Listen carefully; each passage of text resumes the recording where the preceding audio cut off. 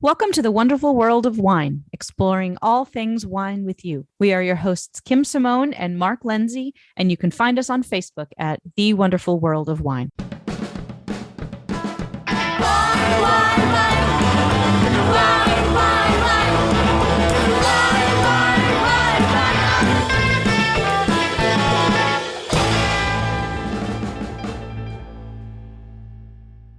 Hello and welcome to another week of The Wonderful World of Wine. We are Mark and Kim, and we are your wine hosts, taking you through all new current trends and topics in the wine world and things that you might want to know about. And how are you this week, Mark? I'm good, Kim. How are you? I'm good. I'm busy as always, but doing great.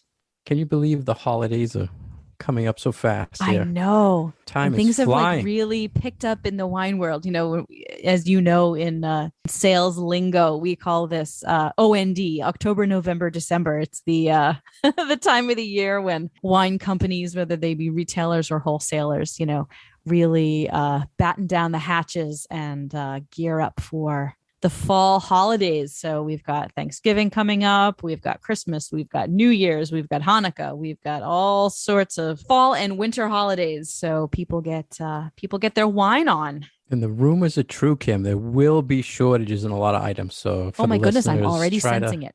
It's especially crazy. your bubbly is intense shortage. I know. You just cannot get any French champagne. So if you're thinking of New Year's now, you should, because if you see any champagne, pick it up. Other than that, you're going to be Prosecco New Year's. Yeah. I feel so. And Prosecco does seem to be still out there. The pink stuff seems to be a little bit in a little less quantity. I think there was not an overabundance, but in the 6 months ago, 8 months ago, we had plenty of it because it had just been released. Now it's a little bit harder to find. But I've been doing a lot of Spanish classes and Spanish wine tastings, and I have to say, Spanish cava is fairly difficult to get these days as well. Yeah, it's strange. And I still haven't got an explanation for why the sparklings, especially from France, are so hard to get. Well, supply chain shortages are hitting all aspects of all industries. And I think that is what we're feeling in our little corner of the market here. Well, we'll always have some wine, but that's right. So people just have to branch out. There will be wine on the shelves. It just might be not the exact bottle that you're looking for. And that's why we're here to talk wine, help people with alternatives in the wine world. And we'll always mention new things or alternative things as we go along with the articles we talk about. So what do we want to talk about first today, Mark? Well, I wanted to explore something that's a little unusual, I think, for me as a man anyway. I wanted to talk about an article that was in romper.com, and it was all the rules around drinking wine and breastfeeding. And I thought this was a topic we should talk about, as in the wine world, there's a lot of discussion. Of course, everyone says you should not drink when you're pregnant, and we highly recommend you don't do that. And there's a lot of non-alcoholic alternatives out there that people do take part in, and it's very popular for me to sell. But I thought we could discuss this article, Kim, and how breastfeeding and drinking wine affects things going on. And we also found another article to follow up on this article that was a woman who was traveling around wine country with her infant and breastfeeding. So I don't want to pry, Kim, but I mean, can you relate to, stories behind? You want all the anecdotal evidence from me, don't you? No, as a man, I never thought it. We think of, not drinking when you're pregnant, but then after, everyone is just probably jonesing to have some wine, right? But if you're breastfeeding, I never thought of this, that it can be in the breast milk, the alcohol. Yeah. So there are rules that should be followed. And have you heard this in your circle, that there's concerns or it's brought up that people maybe still don't drink, or they're aware of it? Oh, yeah. Yeah, I would say there is nursing mothers pay attention to these kinds of things. And it's certainly an open topic of conversation in new mother circles. And I don't think that the science or the recommendations has necessarily changed in the few years since I had newborns. So my kids are 13 and 11. So I was in the wine industry and in wine sales when I was pregnant, and also when my kids were newborns. So, this is a topic that I have lived through. So I feel qualified to talk about this topic. But yeah, so the medical recommendations for me back, 11, 12, 13 years ago are pretty much the same as they are today. So it all revolves around how fast does your body process the alcohol. And as long as women are drinking in moderation, with the same sort of paying attention to, well, you wouldn't want to drink this much amount of wine and then, get in your car and drive. You're sort of thinking about, well, how quickly is my body processing the alcohol, and how could it then possibly get into my baby's system? So the rule of thumb is that you process, your one serving of alcohol within an hour of when you've consumed it. And that is 4 to 5 ounces of wine, or, a 12-ounce beer, anything that's in the general alcohol content of a regular size drink. So we're not talking a glass of port. We're not talking a glass of, really high octane, like barley wine or anything here. So a beer that's like 5%, or a glass of wine that's like 12%. So, as long as you give it like an hour after you consume your beverage before you nurse your baby, it's pretty much out of your system. But a lot of people will take it to the next level and be super careful and not nurse their kid within a couple of hours of having a glass of wine. Or if they pump breast milk within that time frame, then they'll dump it out. But as the second article showed us, there are creative ways to dealing with it. And mothers and fathers know best the eating habits and the hunger cycles of their kid. So sort of basing it around when you think the kid is going to be hungry, and making sure that you're making smart decisions about when and what to feed your baby. So first, Kim, I have to ask you, going back, you were saying nothing's really changed over the last 13 years or so. I have to think back, and I always have this conversation with my mother when we look at old family photos. And my mother is, I was born in December. So at the holiday times, there's pictures of my mom pregnant, drinking, and having a cigarette, right? See, Mom, Cigarettes. now from that time in the 60s and 70s to now, there was a dramatic change. Oh, yes, absolutely. You're so right in saying, but in the last 13 years, it hasn't gotten any stricter, right? It's just been, just don't do it while you're pregnant. And then after, do it in moderation, and the serving size, 4 to 5 ounces. And then it processes 1 to 2 hours. Mm-hmm. And then they say, after you have it, you pass 5 to 6% to the baby if you don't wait that timeline. Is that what I saw? Is it that low? I thought it was a little higher. I thought the article said something about it. Maybe that's percentage. The percent pass to the baby is 5 to 6%. Percent alcohol, not 5 to 6. Right. Yeah. So it'd be like if you had a glass of wine, it would be like the baby was having, a glass of beer. Yeah. If you don't, want wait it to that time period. Right. So, right. And then always stick to that one serving size. So now, does it matter? In the article they mentioned, does it make a difference if it's a red wine or a white wine? If, mostly all the wines are 12 to 14%. So I guess the lower the percentage, it would be easy to process and quicker to process as well. Right. And it also depends on, how much food you have in your stomach. So, I think that's a big thing that we didn't really see in this article was what other ways can you make sure that your body is processing the alcohol in a healthy way. And really the best thing to do is to make sure that, one, you're hydrated. And that comes up a lot for nursing mothers. You need to make sure that not only do you have a good intake of calories, because you're feeding not only yourself, but also this other little person. But you have to stay hydrated, especially because you're, producing liquid food. And that's not really one of the things that is talked about in this article. But not only do you need to stay up on your water intake, but if you make sure that you have an appropriate amount of protein in your system, especially right before you drink, that will help slow down the digestion of the alcohol, and your stomach will take care of a lot more of it before it can get into your bloodstream. So that's another, I think, great way for if you do have a baby and you are nursing and you do want to make sure that every once in a while you can have a cocktail or a glass of wine, make sure you eat first and make sure that you're hydrated. One of the things they brought up also in the article, Kim, was how often should you consume wine while you're nursing? And the recommendation was no more than one time a week, which I thought was strange if they said you can nurse after an hour or two of drinking one glass. So what do you think about I agree. One time like, a week. I mean, I think that's a little restrictive. Like, yeah, once a week. Was that the medical guideline, or is that is something recent that come out, you think? I don't know. Being more strict? That was not anything that I had heard after having my children. I had midwives that were taking care of my birthing experience and my aftercare. So I think just in general, midwives tend to be a little bit more open-minded and lenient when it comes to these sorts of recommendations. So, yeah. I mean, I even had one person tell me it was okay to have a Guinness in the third trimester or something just to relax a little bit.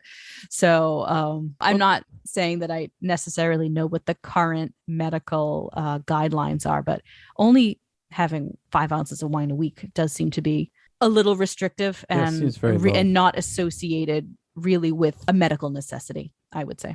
Well, let's mention why it can be bad. Obviously, the alcohol is passed into the milk, and they're saying it can shorten growth development.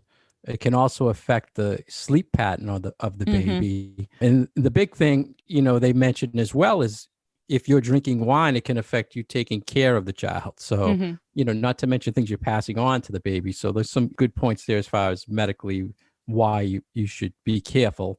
Yeah, it was actually interesting. I thought in this article, they spent a little bit more time focusing on what are the detrimental effects to the mother in terms of her being a good parent if she's drinking, as opposed to harm that could be caused the baby directly from alcohol consumption. So, I thought that was, maybe a little bit of a curious point to bring up in the article. Another point they brought up that I thought that was really, good to stress was after you give birth, you should really go slow, especially if you weren't drinking any alcohol the whole time, because it's really going to kick in more now because your body's not used to the alcohol. So you got to go slow and maybe go by that one serving size. And if you maybe had 2 glasses, you don't want to do 2 glasses right away because it's going to really affect you. Sure. I mean, you haven't been drinking for the last, 7 or 8 months, depending on when you found out you were pregnant. So yeah, your tolerance of alcohol is certainly changing or has changed over that time. And I have to say that just anecdotally, after I had my kids, I really wasn't interested. And, everybody knows me, I love my wine and I love all my, other fun beverages out there, but I really had very little interest. I think it was probably because I was exhausted all the time. And, you have a glass of wine. It's like, totally can knock you out even more than you already were. So, take it from someone who regularly has had and was having wine as part of my lifestyle. After I had my kids, I was like, I'm not into it right now. So maybe that was something that just biologically kicks in after you have a baby, that, you don't have much interest in it if you haven't been drinking wine or beer or whatnot. Well, you're focused on parenting, right? So, yeah. And they mentioned also, there's no fun nursing if you have a hangover. So, I mean, after thankfully, I've never been in that situation. Well, that's good. So now, Kim, let's talk more related to this article. That we found another article that just came out a couple days after this article about a woman. It was in Travel and Leisure, and the article was Wine Country with an Infant. And I said, oh, this is a good follow-up because she's going to say how she went around wine country and how she did nursing and how she handled drinking, right? But we both had kind of a different take on this article. And the first thing that stuck out to me, Kim, was she mentioned they went to wine country and the baby was 3 months old. Yep. I'm like, wow. I mean, that's young, right? So, I mean, 3 months and you're already touring. Maybe they had something planned, or maybe they're in the business or whatever. But so what was But your honestly, take on her? I traveled with my kid, not travel, but we took road trips and we went places when my kids were this little. And I think because at this age they are so exquisitely portable.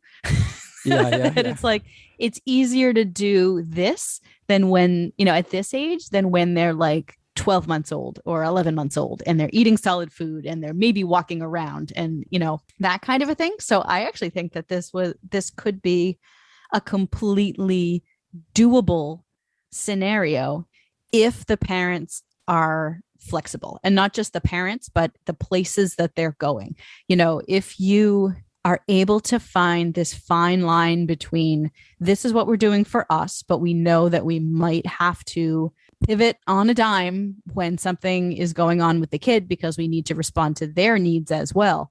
But I mean, my only issue really with this article was the way that she talks about wine and the way that she talks about food. She makes it a little too flowery and romantic for my taste. But I think her discussion of what they did and where they went and how they responded to things that popped up and how they structured their day, I actually found quite insightful. Did you think she was a casual drinker that was just had planned a trip and then just wanted to do the trip, or she? No, she strikes me as someone who, really is an industry person. Industry. Yeah.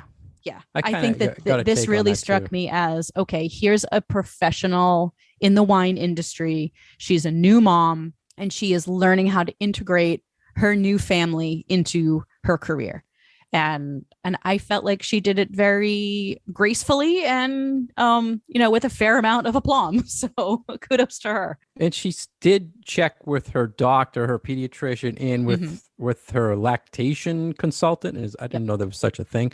And they both said, the lactation consultant said to be okay to nurse 2 to 3 hours after a glass or serving of 5 ounces. And the doctor said just 1 drink per hour and you'll metabolize it fine. So it's within that same realm as we talked from the other article.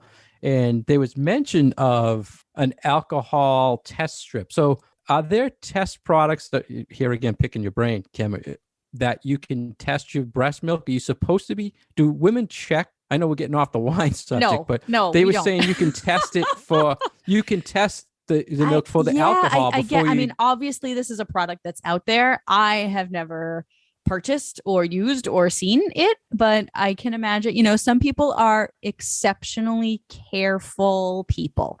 I can see that there's a market out there for that, but it sounds like she asked the doctor, how can I be safe? He said, well, there's this kit out there you can test, but it also detects like mouthwash and alcohol but it's like from super that. duper, so it's not, it's not really valid, I guess he was saying. Yeah, that was the one impression of the things that stuck out to me in this, Kim, was I thought as she was going to the winery, she'd say, I was at XYZ winery. They provided a nursing area that I could go to. She never really, unless I missed it, she never really mentioned when she visited, did she leave and nurse, or did she nurse while she was there, and how she did it? Like, was it easy to nurse a baby in the wineries? Did you find any of that in the article? I mean, the impression that I got was that there either was, a room or a space or a lounge or someplace that she could go to nurse the baby in private. But frankly, I would say that, it's an act that is not necessarily something that a lot of women feel like they need to hide these days. And even when my oldest was a newborn, I had a group of friends and we would all go out to like Bertucci's for lunch and we would just feed our babies at the table. And it was like no big deal. So I have a feeling that probably some of these places, especially in California, where things are a little bit more liberal and earthy and slow, that it wouldn't be an out of the ordinary thing to see someone feeding their baby, with other people around. And I certainly have done it. And I know lots and lots of other people have done it. And it's not a thing that we necessarily feel needs to be hidden these days. Were you getting impression from her article that Wine Country is supportive of the needs in any way? Because I didn't get impression it mattered that she was nursing and she's there. I kind of got that impression too. It's like it was almost like it was a non-issue. I think the bigger issue was, I'm bringing a baby. Bringing a baby, not correct. necessarily that I'm bringing a baby who needs to be fed. Like the feeding part, it doesn't matter whether you're feeding the baby from your body or whether you're feeding the baby from a bottle. It's more that I think the bigger matter is bringing kids into an environment that is based around alcohol. And I think that is more of the issue that a lot of people would have. But even for a lot of my wine tastings that I've done, like when I did my Airbnb tastings a few years ago, and I had it specifically in my write-up that children were not allowed. But if it was an infant, and the mother was nursing, or there was no other way that the parents could have someone watch the baby for a little. Yeah. Newborns need to be, and infants need to be with their parents. So you said early, at that age, now I can really get your point. At 3 months, I would feel better bringing my child, I guess, to that environment than at 7 years old when they're looking around, seeing people consuming alcohol and seeing all the alcohol and really grasping it more at that age. I mean, that's a whole different topic that we could talk about, but I would be much more comfortable bringing my 3-month-old for something, that makes sense. And when you said it earlier, age, I didn't understand why you said it earlier, but now I do. It's more like, still at this age, babies are, almost still an extension of their parents. They need to be with them, and not only because they're so little, but also if you are their food source, then it's very difficult to pull you apart. Try going back to work when you've got a baby that age. I mean, yeah. Well, I mean, this was just a different take of the wine world and how things are out there in the medical world. And when you talk about the exposure, I always went on my rant about exposure in kids. And I mean, I grew up in the alcohol industry, so I guess I was exposed in a different way than most children are today. So anything else on the wine or nursing or anything do you think? I just, in this travel and leisure article, I really like how well she was able to integrate. We are a family with very small children, and yet we can still go about and do these adult things. Sometimes when we have new babies or small children, we tend as parents to sometimes get lost.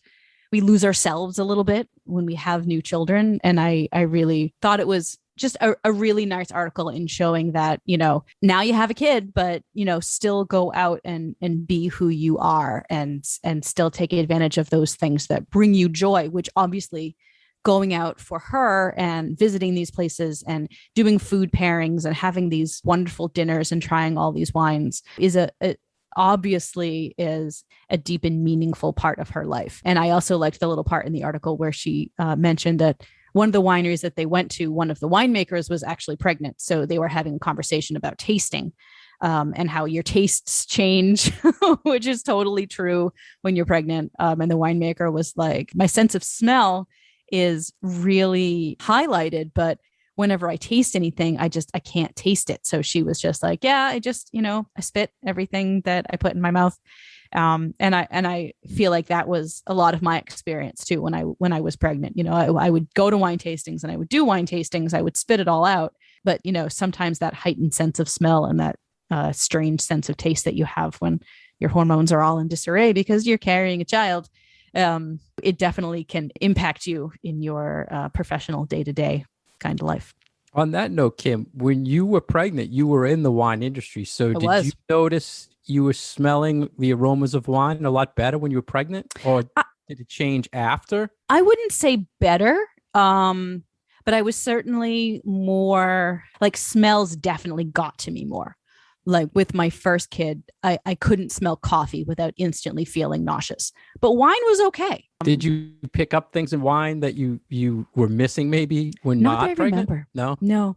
No, I really don't remember. I mean, I probably missed out a bit on the flavor part of things versus the aroma part of things because, I didn't drink a glass of wine, for many, many, many months. And I feel like sometimes when you spit out everything, you're not necessarily getting the full impact on your palate. But it certainly was nice to go back to wine after. We talked about, the exposure and stuff like that. I still get customers that come into the retail and they'll come in with a child, and the first thing they'll ask is, "Oh, is it okay for my child to be in here?" Like, all afraid. Heck, I think I still asked you that. Or at least I used to. I mean, like, is it okay if I have my kids with me?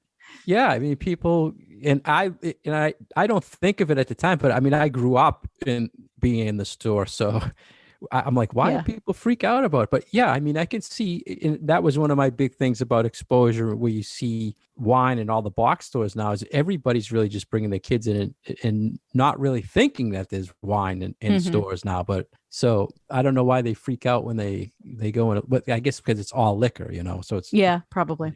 Well, I have to say, when I was pregnant, so for my first pregnancy, I was working for a wholesaler. So, I would go into accounts every day and I'd be selling wine. And then for my second one, I was working retail. And let me say, the dirty looks that a pregnant woman gets when she is working in wine. Yeah.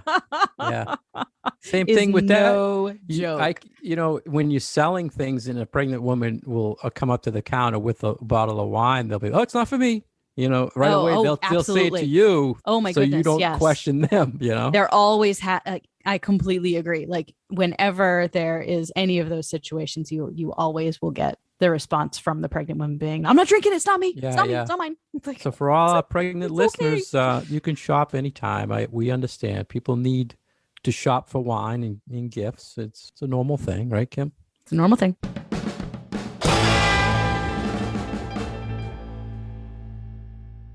Thank you for joining us today on The Wonderful World of Wine. We've been your hosts, Mark Lindsay and Kim Simone, exploring all things wine with you. If you want more information about Kim, please go on her website at commonwealthwineschool.com. Like more information about myself, please go on franklinliquors.com. You can find us on Facebook at The Wonderful World of Wine. We post all these articles.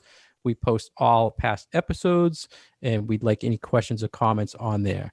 You can listen to us every week here on Franklin Radio, WFPR 102.9 FM. And thank you for listening. We'll see you next week. Cheers.